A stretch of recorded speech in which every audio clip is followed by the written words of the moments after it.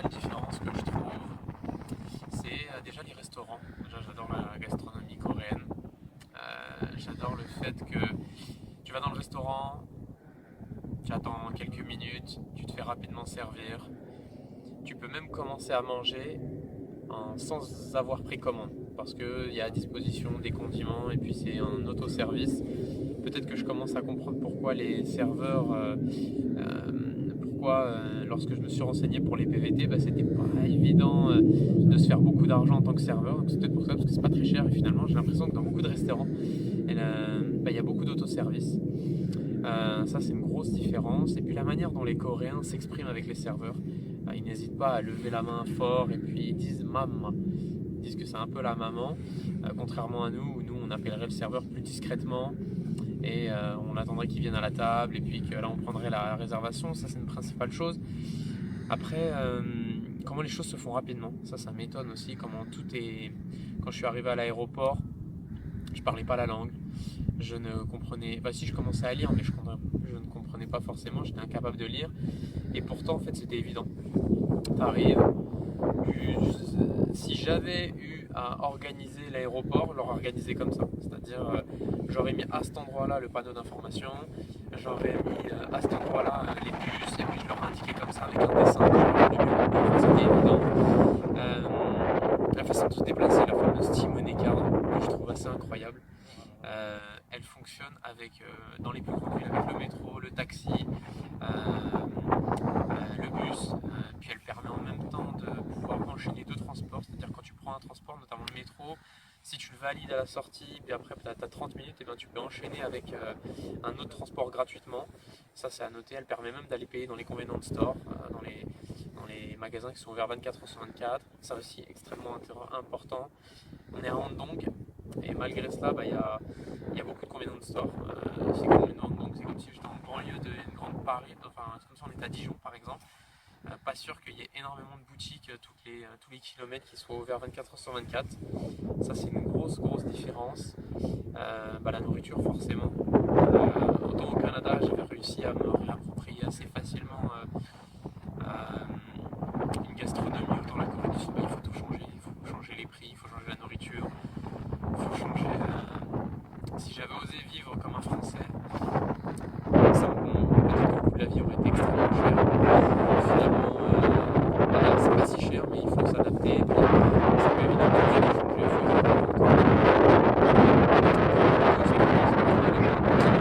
les bons aliments, une fois qu'ils sont transformés à l'état brut, ils sont extrêmement différents. Donc là, il faut se renseigner.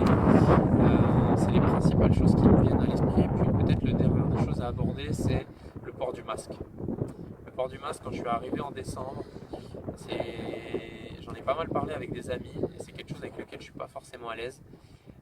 C'est assez déstabilisant. Apparemment, c'est pour filtrer la pollution. J'en ai un petit peu discuté, mais je comprends pas exactement.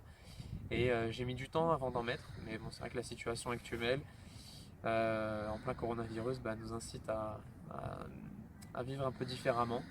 En ayant rencontré des Français à Séoul, j'ai changé un peu la donne et puis finalement j'ai opté pour le port du masque et puis bon, je pense que vaut mieux prévenir que guérir. La vie actuelle, coronavirus. On peut pas travailler. On peut pas entraîner, les écoles sont fermées, les terrains de football, là on est sur un terrain de football mais en fait il y a un grillage qui est ouvert, ça m'étonne d'ailleurs en Corée du Sud. Bref, donc on n'a pas accès au terrain, tous les lieux de rassemblement ont été fermés, les salles de concert, les salles de spectacle, les écoles évidemment. Donc on aurait dû reprendre il y a à peu près 2 semaines, c'est impossible. Finalement, qu'est-ce qu'on fait? On prépare en fait la prochaine saison, on en profite, il y a les collègues de travail qui viennent d'arriver, donc on profite pour préparer la planification, les entraînements, on en profite pour faire quelques vidéos pour essayer de partager un peu la situation ici, notamment en Europe, parce que autant au début du virus, il y avait on parlait beaucoup de la Chine, de la Corée du Sud et du Japon. Sauf que maintenant, les pays se sont recentrés sur eux-mêmes parce que la situation c'est un peu compliquée en Europe et je le comprends. Donc là, c'est un peu l'idée de partager. On essaie de faire quelques vidéos et puis de montrer qu'ici, ça se passe bien. Il n'y a pas eu de confinement, donc on garde une vie assez normale, même si beaucoup de lieux qu'on pourrait dans lesquels on pourrait aller d'habitude sont fermés, mais on peut quand même aller courir, on peut aller faire du sport, on peut aller faire du sport, pardon. On peut aller au restaurant, on peut aller faire. Il y a de nombreuses activités à faire. Puis ça permet, on peut continuer à rencontrer les gens même si c'est pas évident.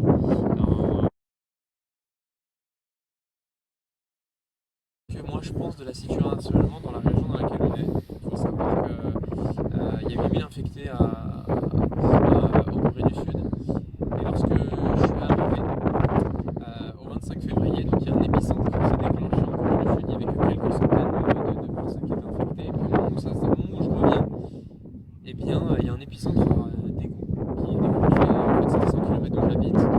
Et effectivement, le patron il le sait, j'ai eu la réflexion de savoir est-ce que c'est une bonne chose de retourner en Corée du Sud, sachant qu'on venait passer 3 agréables mois. J'ai hésité, il le sait, et je pense qu'il a trouvé ça légitime. Finalement, j'ai opté pour venir parce que j'ai entendu que la Corée du Sud avait eu une certaine expérience. Et donc je me suis dit, bah vas-y, on y va. Et puis je pense que la situation devrait bien se passer. C'est ce qui s'est passé. Les gens d'eux-mêmes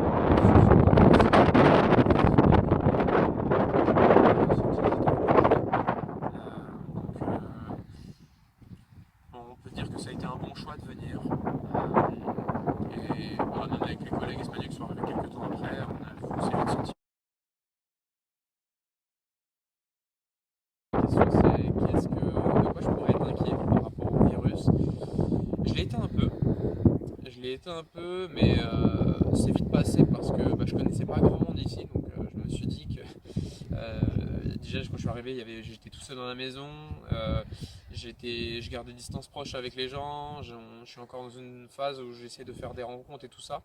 Donc je suis pas au quotidien, je suis pas très proche des gens, j'ai pas comment dire énormément de liens sociaux, comment dire, je vis pas en famille, je vis pas avec des amis proches, j'ai pas des interactions très proches.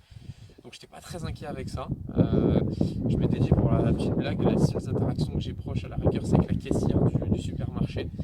Donc, et là pour le coup j'étais déjà éduqué un peu, j'avais déjà un peu initié au port du masque. Donc dès que j'avais l'occasion d'être assez proche des gens, il y avait le port du masque et je sais que les gens ont une certaine responsabilité pour protéger les autres. J'en ai pris conscience, je l'ai vu, je l'ai senti, puis en fait les gens s'auto-protègent entre eux, c'est un gros esprit communautaire. Donc pas vraiment d'inquiétude. Straight. Les avantages de se retrouver. Honnêtement, comme je l'ai répondu à la question d'avant, pas vraiment d'inquiétude. Et en fait, je me suis vite renseigné, j'avais été au courant parce que j'avais déjà fait quelques contacts quand même avec lesquels j'ai changé sur Kakao Talk ou des personnes que j'avais rencontrées parce que je suis obligé d'aller un peu vers les gens, notamment mes collègues de travail, notamment en Corée du Sud. Il y a eu pas mal d'expériences en Corée du Sud. Il y a eu, que ce soit en 2002 ou en 2012, il y a eu des épidémies de virus. Et en fait, je sais que ça s'était pas très bien passé à l'époque. Mais en fait, ils ont beaucoup appris de ces expériences. Et ça se voit. Et en réalité, que ce soit dans la région dans laquelle on est et que ça s'est reproduit dans l'ensemble du pays, en réalité, ils maîtrisent.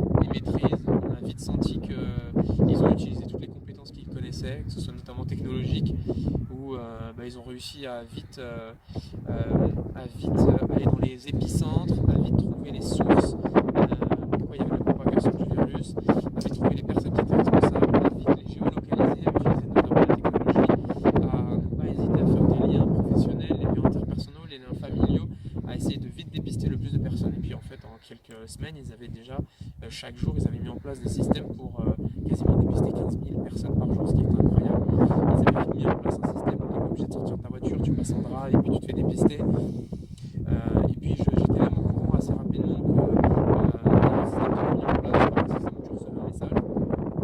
Et en fait, tu savais quasiment dans ta région, dans la ville, presque dans ton quartier, s'il y avait des personnes qui étaient infectées, où est-ce qu'elles étaient, les lieux qu'elles fréquentaient, les personnes qu'elles voyaient, où est-ce qu'elles étaient allées sur les 14 derniers jours.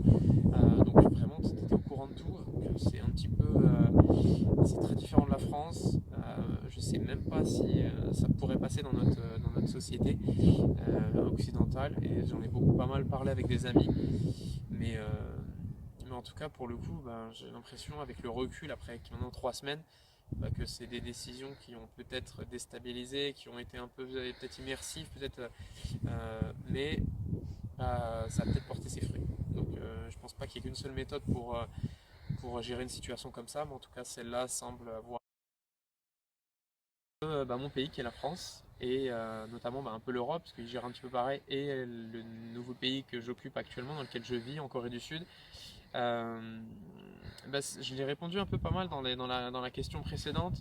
C'est la façon dont on est rentré un peu dans la vie privée des gens, euh, notamment par l'utilisation des nouvelles technologies, de la digitalisation, de la géolocalisation.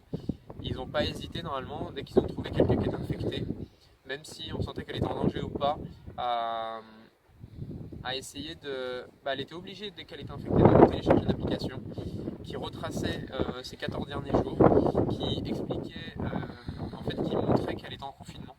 C'est-à-dire on était au courant que comme elle était géolocalisée, elle avait téléchargé une application, qu'elle devait rester pendant 14 jours même si elle était, même si elle allait bien, même si elle ne montrait pas de signes dangereux, elle était obligée de rester. Je ne pense pas que ça se fera en Europe en l'occurrence, parce qu'on n'est notamment pas passé dans une phase de confinement total, ce qui est le cas actuellement en France. Je le vois par rapport à ma famille. Je pense pas qu'il y ait quelque chose de grave, mais la situation est assez surprenante pour nous déstabiliser un petit peu. Je sais que la plupart de mes amis, c'est pas évident pour tout le monde, mais ils ont pas vraiment le choix et puis ils s'y adaptent plutôt bien et puis ils essaient de vivre avec. Mais c'est une situation dans laquelle on n'a pas vécu et c'est vrai que c'est assez différent et je sais que la situation n'est pas vécue par tout le monde pareil, mais ils n'ont pas vraiment le choix. Donc ils s'adaptent et puis ils espèrent que la situation s'améliore et ils mettent le plus comment dire, ils essaient d'être le plus responsable possible, surtout vis-à-vis des autres, mais en espérant que la situation s'améliore. Mais ils sont pas le plus optimistes possible.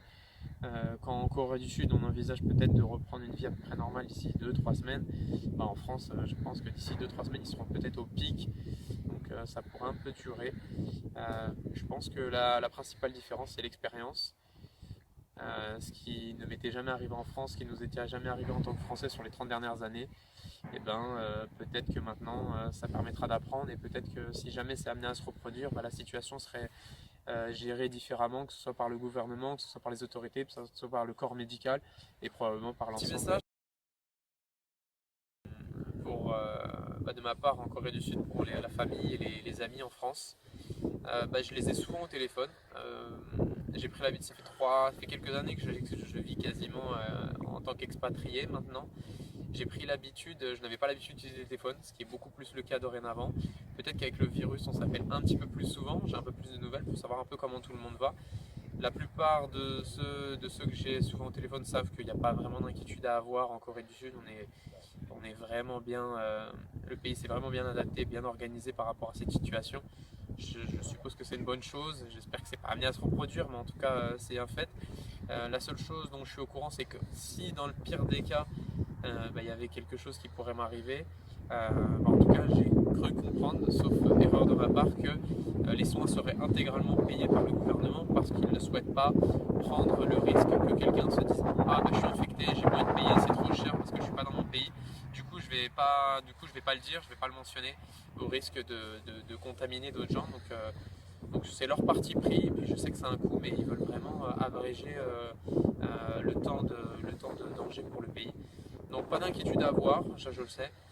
J'en ai peut-être un peu plus pour eux, même si je sais que la plupart font extrêmement attention, sont extrêmement responsables. Mais la seule inquiétude que j'ai, que je pense qu'ils puissent avoir, c'est si jamais ils sont amenés à être infectés, on sait que les conditions pour qu'on s'occupe de soi, pour que le corps hospitalier puisse s'occuper des patients maintenant, devient comment dire, un peu suroccupé. Donc faut éviter ça. Et puis je sais qu'ils sont responsables, donc pas d'inquiétude pour moi. J'en ai un petit peu pour eux, mais je pense que ça devrait aller.